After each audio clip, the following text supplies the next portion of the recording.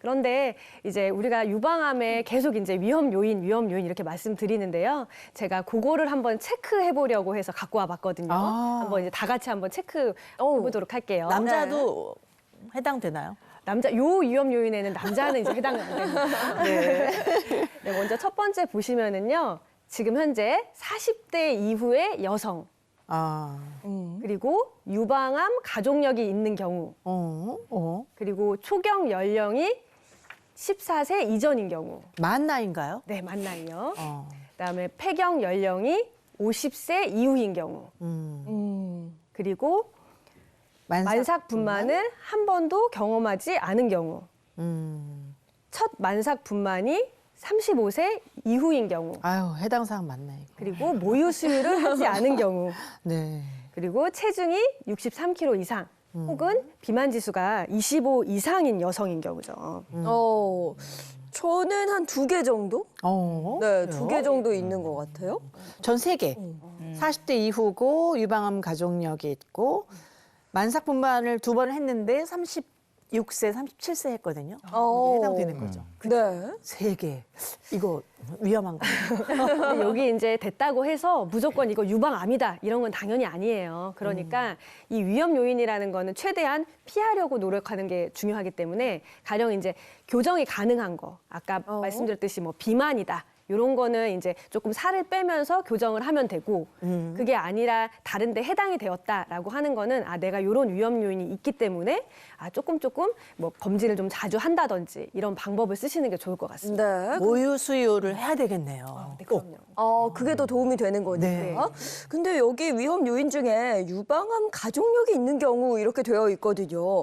그러면 가족 중에 유방암 환자가 있으면 혹시 나도 유방암에 걸릴 수 있나? 이렇게 좀 걱정하실 것 같거든요. 네, 많은 분들이 걱정하실 것 같습니다. 실제로 보고에 따르게 되면요.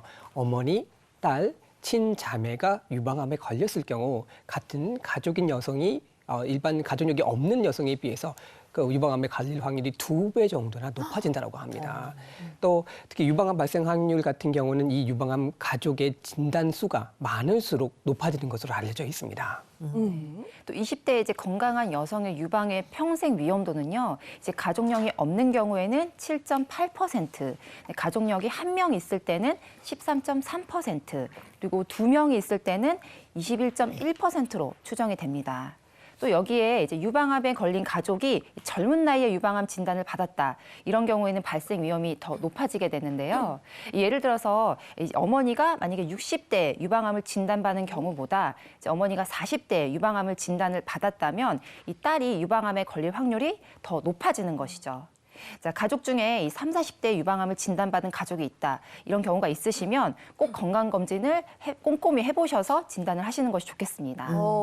오늘은 유방암에 대해서 알아보고 있는데요. 유방암은 가족력이 있는 경우에 더 많이 걸릴 수 있다고 그러니까 그런 경우에는 건강검진 더 꼼꼼히 잘 해보셔야 될 것 같고. 근데 이게 그냥 어떤 초기 증상이 뭐가 있으면 얼른 가서 할 텐데 그렇죠. 그런 증상이 뭐가 있는지 그거 궁금한데요. 네, 유방암 같은 경우에는요. 사실은 초기에는 증상이 별로 없습니다. 그럼 어떻게 발견해요? 대부분 초기에 발견되는 그런 유방암은요. 한 3분의 1 정도는 건강검진에서 발견이 돼요. 네. 건강검진 꼭 반드시 맞아요. 시기를 놓치지 말고 해야 될 것 맞습니다. 같은데 제 주변에도 암 걸린 그 유방암 같은 경우는 건강검진에서 발견되는 경우가 대부분이고 초기에 발견을 하다 보니까 보통 2년에 한 번 정도 하잖아요. 국가에서 해주는 것도 있고. 그러니까 0기에서 1기에 주로 발견이 돼서 대부분 이렇게 완치가 되더라고요. 근데 너무 아파요. 아파요? 네, 저 여러 번 해봐서 아는데 그 정말 어마어마시하게 큰 그 기계에다가 팔을 위로 이렇게 올리고 이 유방을 이렇게 압착을 시켜요. 위아래로 이렇게 쇠저니까 말하자면 기계가 그걸 이렇게 누르는데 할 정도까지 누르고 겨드랑이 쪽 또 하고 양쪽 하고 이렇게 4번을 이렇게 찍는데 그 찍는 그 방사선 선생님인지 그분이 이렇게 딱 누르고 나서 이렇게 가요. 그 유리창 바깥으로. 네. 그래서 거기서 이제 그 사진 촬영을 하거든요. 그 가는 시간이 3초 될까? 근데 그 시간도 너무 이게 싫은 거야. 아니 그냥 여기서 누르지 꼭 저기 옮겨가서 눌러야 되나? 이 정도로 굉장히 아픕니다. 네, 맞아요.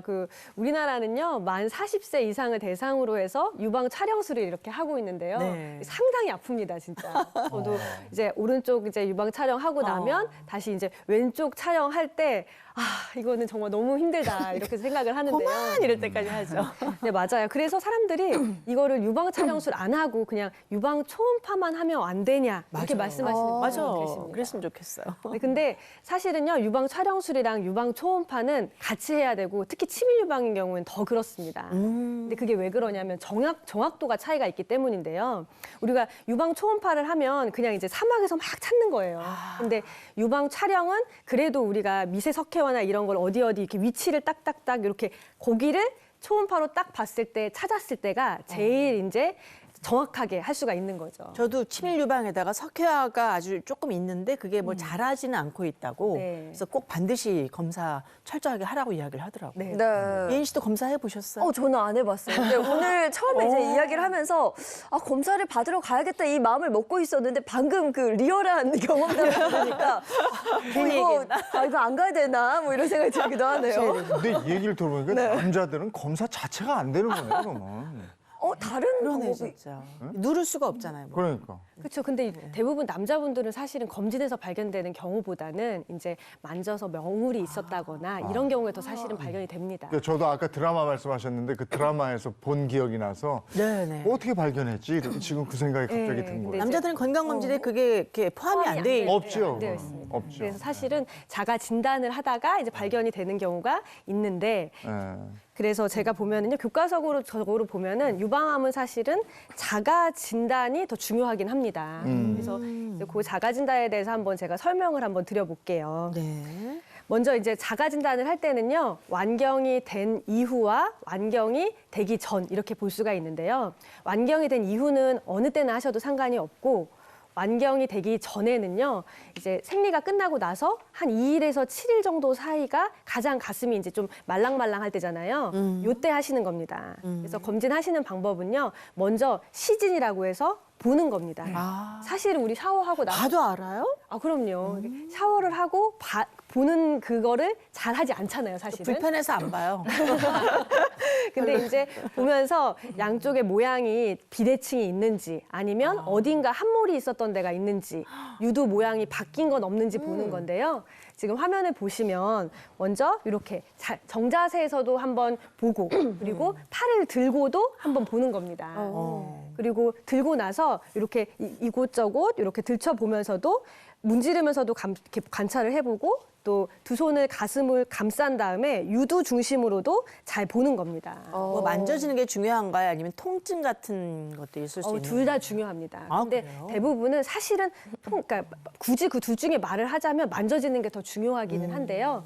그런데 그 다음에는 우리가 이제 봤으니까 이제 본격적으로 좀 만져보는 가슴을 본인이 만지는 자가 진단이 필요합니다. 만약에 암이 있으면 만졌을 때 아플까요?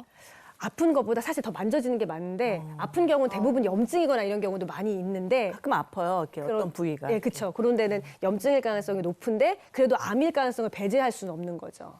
그래서 보면 우리가 이렇게 자가 진단을 하게 되는 건요. 이렇게 팔을 들고 그리고 보면 요 가슴 있는 데 있잖아요. 여기를 이런 손가락으로 만져주는 겁니다.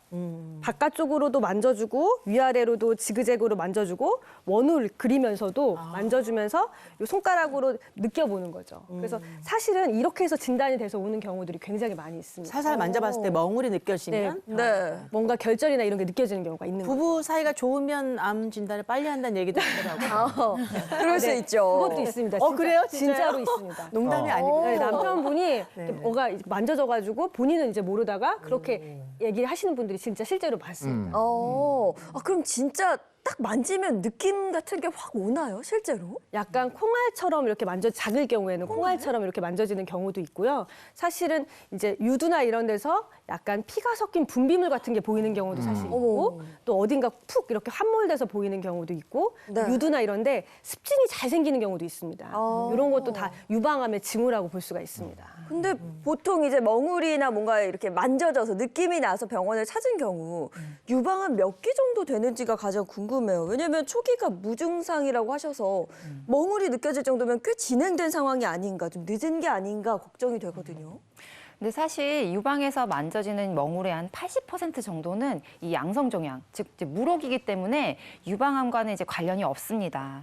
근데 이제 멍울이 만져지시면 아무래도 이제 유방외과 전문의를 찾아가셔서 정확하게 검사를 해보시는 게 중요할 것 같습니다. 그리고 요즘은 뭐 워낙 건강검진이 잘 되어 있어서 조기 진단 받는 경우가 굉장히 많다고 들었습니다. 그래서 가장 많이 발견되는 때가 영기에서 일기 뭐 요쯤이라고 하더라고요. 네, 맞습니다. 이 건강검진에서 이제 가장 많이 발견되는 경우는요, 유방암 영기 때인데요. 이제 종양의 크기와 상관없이 이 상피 내암인 경우입니다. 이 상피 내암은 말 그대로 이제 암이 상피 쪽에만 국한돼서 생기는 암을 말하는데요. 자, 이때 발견하면 거의 100% 치료가 가능합니다. 자, 그리고 이제 종양의 크기가 2cm 이하고 림프절 전이가 없는 경우에는 유방암 1기로 진단을 하는데요. 이제 한국 유방암 학회가 지난해 펴낸 유방암 백서에 따르면요, 1기 때 발견 시 95% 이상 완치된다고 알려져 있습니다. 연기나 일기 때 발견이 되면 좋은데 이게 이제 한 2기 정도로 넘어가게 되잖아요. 그럼 네. 2기 판정은 어떻게 하는 겁니까? 예, 그다음에 이제 2기라고 할 수 있겠는데요. 2기 자체는 종양의 크기가 2cm에서 5cm 이하 정도가 되게 되고요. 또 심하지 않은 림프절 전이가 발생할 수 있습니다. 또는 5cm 이상의 종양으로 발전된 경우에 림프절 전이가 없는 경우를 바로 유방암 2기로 진단을 하게 됩니다. 그러니까 2에서 5cm 이하의 종양이 있는데 림프절 전이가 이제 시작이 됐다거나 네. 5cm 이상의 종양이더라도 림프절 전이가 없으면 유방암 2기로 진단한다 이거군요. 맞습니다. 그러니까 림프절 전이 자체가 아직 심하지 않은 상태에서 크기가 한 2에서 5cm 정도라고 생각을 해보시면 제일 쉬우실 것 같고요. 그다음에 이제 3기로 넘어가겠죠. 유방암 3기는요. 종양 크기하고는 상관이 없이 림프절 전이가 4개 이상이 되고요. 또는 종양이 5cm 정도로 상당히 큰 반면 림프절 전이가 또 심한 경우인 경우를 유방암 3기로 진단을 하게 됩니다. 네. 또 종양 크기하고 상관없이 그다음 4기인 경우에는 폐나 간과 같이 다른 장기로 전이가 됐을 때를 말하게 됩니다. 그러면 자각하고 스스로 병원에 찾는 경우 그때는 딱 몇 기 정도 되는 거예요? 보통은 한 1기에서 2기 정도의 자각을 하고 찾기는 합니다. 그래서 그때가 이제 가장 많이 찾기는 하는데요. 전이가 되고 나서 찾는 경우도 저는 사실은 아이고. 많이 봤습니다. 네. 전이가 되면 약간 위험한 상태인가요? 네, 그렇죠. 이제 다른 쪽으로 전이가 되고 그러면 이제 조금은 치료하기가 힘든 그런 시기이긴 한데요. 네. 저는 그래서 그런 분들 가운데서 갑자기 뭐 허리가 아팠다 이런 분들도 사실 있었습니다. 그런 동안에 유방이 생기는 거를 모르고 이게 뼈에 전이가 될 때까지도 모르시는 경우도 간혹은 있습니다. 그렇기 네. 때문에 자가 진단 그리고 뭐 건강 검진 이런 거는 사실 상당히 중요한 겁니다. 네.